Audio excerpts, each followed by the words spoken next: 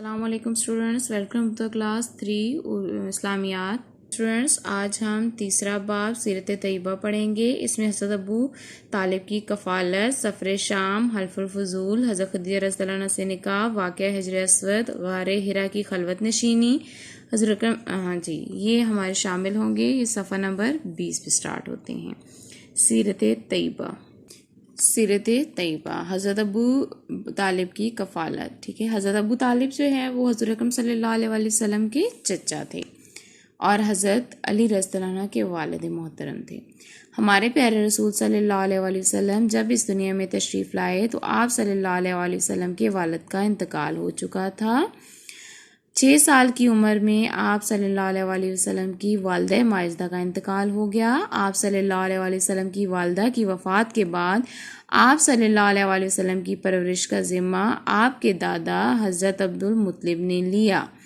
8 سال کی عمر میں جب آپ صلی اللہ علیہ وسلم کے دادا بھی وفات پا گئے تو آپ صلی اللہ علیہ وسلم کے چچا حضرت ابو طالب نے آپ صلی اللہ علیہ وسلم کی پرورش کی۔ انہوں نے آپ صلی اللہ علیہ وسلم کو بہت محبت اور پیار سے پالا۔ آپ صلی اللہ علیہ وسلم ان کے سائے کے شفقت کے سائے میں پلے اور جوان ہوئے۔ سفر شام، شام کا سفر۔ حضرت ابو طالب کا پیشہ تجارت تھا، اس کو انڈرلائن کریں۔ وہ تجارت کی غرض سے اکثر دوسرے ممالک جاتے تھے۔ جب آپ صلی اللہ علیہ وسلم کی عمر 12 برس کی تھی تو آپ صلی اللہ علیہ وسلم کے چچا نے تجارت کی غرض سے ملک شام کا سفر کیا۔ آپ صلی اللہ علیہ وسلم بھی شام جانے کی خواہش ظاہر کرنے لگے، یا آپ صلی اللہ علیہ وسلم نے بھی شام جانے کی خواہش ظاہر کی۔ چنانچہ آپ صلی اللہ علیہ وسلم کی خواہش پر آپ صلی اللہ علیہ وسلم کے چچا آپ کو اپنے ہمراہ لے گئے۔ ہمراہ 7۔ راستے میں حضرت ابو طالب کی ملاقات بحیرہ نامی عیسائی راہب سے ہوئی۔ اس نے آپ صلی اللہ علیہ وسلم میں اللہ تعالیٰ کے آخری نبی ہونے کی نشانیاں دیکھیں اور حضرت ابو طالب سے کہا کہ آپ اپنے بھتیجے کو مکہ واپس لے جائیں، ایسا نہ ہو کہ راستے میں دشمن انہیں نقصان پہنچائیں۔ حضرت ابو طالب نے جب یہ سنا تو فوراً واپسی کا سفر اختیار کیا۔ حلف الفضول۔ حضور صلی اللہ علیہ وسلم کی جوانی کے دور میں عرب کے 2 قبیلوں قریش اور قیس کے درمیان، ٹھیک ہے، قبیلہ قریش اور قبیلہ قیس کے درمیان ایک جنگ لڑی گئی۔ اس کو انڈرلائن کریں۔ یہ جنگ محرم الحرام کے مقدس مہینے میں لڑی گئی۔ عرب میں اس مہینے میں لڑائی کرنا منع تھا۔ اس لڑائی کو حرب فجار کا نام دیا گیا۔ اسٹوڈنٹس کی پہلی 2 لائنوں کو آپ نے انڈرلائن کرنا ہے۔ اس لڑائی میں دونوں قبیلوں کا بہت زیادہ جانی اور مالی نقصان ہوا۔ دونوں قبیلوں کو اس نقصان پر بے حد افسوس تھا، لہٰذا انہوں نے آئندہ آپس میں نہ لڑنے کا فیصلہ کیا اور آپس میں معاہدہ کر لیا۔ اس معاہدے کو حلف الفضول کے نام سے جانا جاتا ہے۔ یہ معاہدہ حلف الفضول کے نام سے مشہور ہے، جس میں فیصلہ کیا گیا کہ ظالم کی مخالفت اور مظلوم کی مدد کی جائے گی۔ انڈرلائن کریں اس کو۔ آپ صلی اللہ علیہ وسلم بھی اس معاہدے میں شریک ہوئے۔ اعلان نبوت کے بعد بھی حضور اکرم صلی اللہ علیہ وسلم اس معاہدے میں شرکت پر اظہار مسرت فرمایا کرتے تھے۔ آپ صلی اللہ علیہ وسلم فرماتے تھے کہ اس معاہدے کے عوض میں اگر مجھے سرخ اونٹ بھی دیے جاتے تو میں قبول نہ کرتا، اور آج بھی ایسے معاہدے کے لیے کوئی بلائے تو میں حاضر ہوں۔ حضرت خدیجہ رضی اللہ عنہا سے نکاح۔ حضرت محمد صلی اللہ علیہ وسلم نے جوانی میں تجارت شروع کر دی تھی۔ اچھے اخلاق، سچائی اور ایمانداری کی وجہ سے آپ کا شمار مکہ کے کامیاب تاجروں میں ہوتا تھا۔ انہی دنوں مکہ میں ایک مالدار بیوہ خاتون خدیجہ بنت خویلد کا کاروبار بھی عروج پر تھا۔ وہ اپنے مال مختلف تاجروں کے ذریعے مختلف علاقوں میں بھیجا کرتی تھیں۔ جب انہوں نے آپ صلی اللہ علیہ وسلم کی دیانتداری کے بارے میں سنا تو آپ صلی اللہ علیہ وسلم سے درخواست کی کہ آپ ان کا سامان تجارت لے کر شام جائیں۔ حضور صلی اللہ علیہ وسلم نے یہ درخواست قبول کر لی۔ حضرت خدیجہ رضی اللہ عنہا نے اس سفر میں آپ صلی اللہ علیہ وسلم کی سہولت کے خیال سے آپ صلی اللہ علیہ وسلم کے ساتھ اپنے ایک غلام میسرہ کو آپ صلی اللہ علیہ وسلم کو بھیجا۔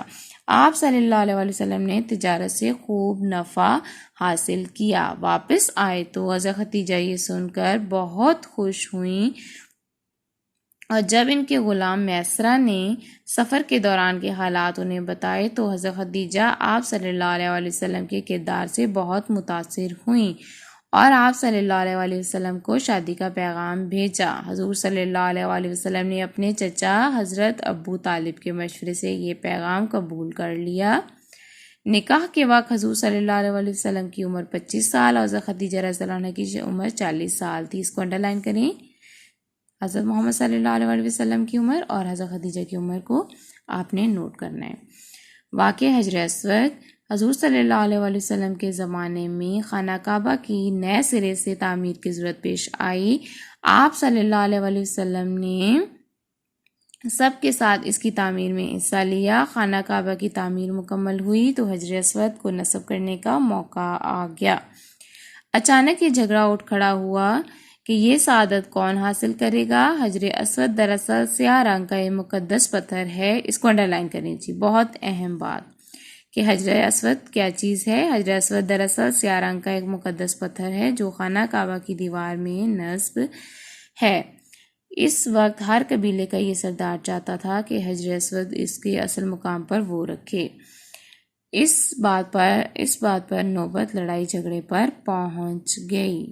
آخر کار مسئلہ حل کرنے کے لیے یہ طے پایا کہ کل صبح جو شخص سب سے پہلے خانہ کعبہ میں داخل ہوگا وہ یہ فیصلہ کرے گا، اس کو، اور جو وہ فیصلہ کرے گا اس کو قبول کر لیا جائے گا۔ اللہ کے حکم سے حضور صلی اللہ علیہ وسلم سب سے پہلے تشریف لائے۔ آپ صلی اللہ علیہ وسلم کو دیکھتے ہی سب پکار اٹھے، امین امین۔ ٹھیک ہے، امین کا مطلب ہے امانت دار یا امانت کی رکھوالی کرنے والا۔ امین تشریف لے آئے، ہمیں ان کا فیصلہ منظور ہے۔ اس پر آپ صلی اللہ علیہ وسلم نے حجر اسود کو اپنی چادر پر رکھا اور ہر خاندان کے سردار سے کہا کہ اس چادر کو کناروں سے پکڑ کر پتھر کو نصب کرنے کی جگہ تک لے جائیں۔ جب پتھر اپنی جگہ پر پہنچ گیا تو آپ صلی اللہ علیہ وسلم نے اسے اپنے مبارک ہاتھوں سے اصل مقام پر نصب کر دیا۔ اس طرح یہ معاملہ امن و امان سے طے پا گیا۔ غار حرا کی خلوت نشینی۔ اسلام میں سب سے پہلے مکہ کے لوگ جہالت کی تاریکیوں میں ڈوبے ہوئے تھے۔ ان میں طرح طرح کی معاشرتی برائیاں موجود تھیں۔ بت پرستی عام تھی، شراب پینا، جوا کھیلنا، لڑکیوں کو دفن کر دینا ان کے لیے عام سی بات تھی۔ حضور صلی اللہ علیہ وسلم ان معاشرتی برائیوں کو دیکھ کر بہت افسردہ ہوتے اور سوچتے کہ لوگوں کو ان برائیوں سے کس طرح بچایا جائے۔ اس قسم کے خیالات ہر وقت آپ صلی اللہ علیہ وسلم کے دل اور دماغ پر چھائے رہتے، یہاں تک کہ آپ صلی اللہ علیہ وسلم تنہائی پسندی کی طرف مائل ہو گئے۔ آپ صلی اللہ علیہ وسلم کی دن اور راتیں غار حرا میں بسر ہونے لگیں۔ غار حرا سے کوئی 3 میل کے فاصلے پر واقع جبل نور کی ایک تنگ گھاٹی میں ہے۔ غار حرا کہاں ہے؟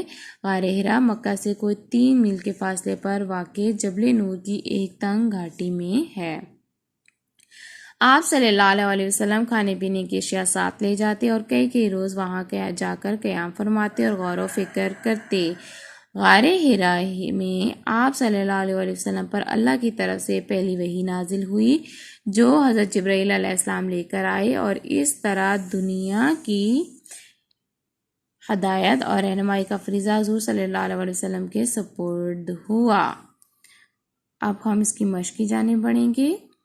خالی جگہ پر کریں۔ حضرت آمنہ کی وفات کے بعد حضور صلی اللہ علیہ وسلم کی عمر سال تھی۔ ٹھیک ہے، حضرت آمنہ کی جب وفات ہوئی تو اس وقت حضور اکرم صلی اللہ علیہ وسلم کی عمر 6 سال تھی۔ حضرت ابو طالب حضور صلی اللہ علیہ وسلم کے تھے، چچا۔ حضرت ابو طالب کی غرض سے اکثر دوسرے ممالک جاتے تھے۔ تجارت، حرب فجار قبیلہ قریش اور قبیلہ کے درمیان لڑی گئی۔ قبیلہ کیس۔ حضرت محمد صلی اللہ علیہ وسلم پر پہلی وحی میں نازل ہوئی۔ غار حرا۔ حضرت خدیجہ رضی اللہ عنہا سے نکاح کے وقت حضور صلی اللہ علیہ وسلم کی عمر سال تھی۔ 25 سال تھی۔ سوال نمبر 3، درست جواب کے گرد دائرہ درست جواب کے گرد سامنے ٹک اور غلط جواب کے آگے کراس کا نشان لگائیں۔ نمبر 1، حضرت ابو طالب نے حضور صلی اللہ علیہ وسلم کی پرورش بڑی محبت سے کی، ٹک۔ حلف الفضول معاہدے کے مطابق ظالم کی مدد اور مظلوم کی مخالفت کی جائے گی، کراس۔ حضرت محمد صلی اللہ علیہ وسلم سے نکاح کے وقت حضرت خدیجہ رضی اللہ عنہا کی عمر 40 سال تھی، ٹک۔ حضور صلی اللہ علیہ وسلم پر پہلی وحی حضرت جبرائیل علیہ السلام لے کر آئے، ٹک۔ غار حرا مدینہ کے قریب واقع ہے، کراس۔ اسٹوڈینٹس، اب ہم سوالات کے جوابات کی جانب بڑھیں گے۔ سوال نمبر 1 ہے، حلف فضول کا معاہدہ کیوں طے پایا؟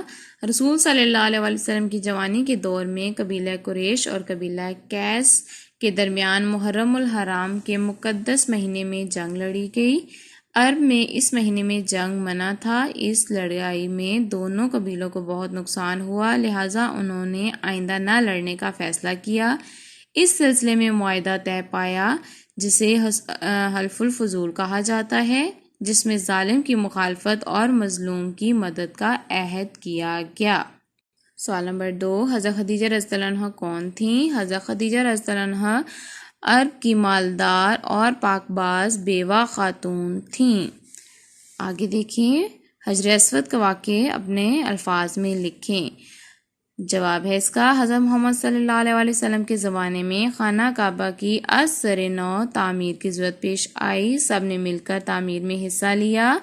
جب حجر اسود کو نصب کرنے کا موقع آیا تو جھگڑا کھڑا ہو گیا، کیونکہ ہر قبیلہ چاہتا تھا کہ یہ شہادت